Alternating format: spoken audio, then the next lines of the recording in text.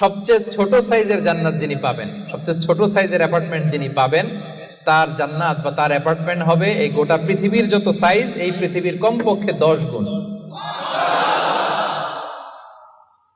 আজকে এই অ্যাপার্টমেন্ট নিয়ে বাড়িতে যাইতে হবে ইনশাআল্লাহ, বলেন সবাই।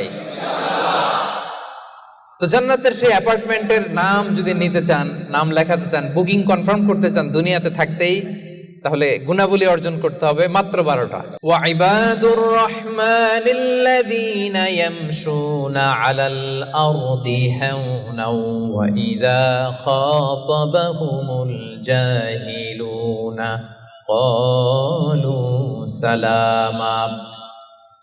ইবাদুর রহমান, রহমানের বান্দাদের 12টা বৈশিষ্ট্য থাকবে।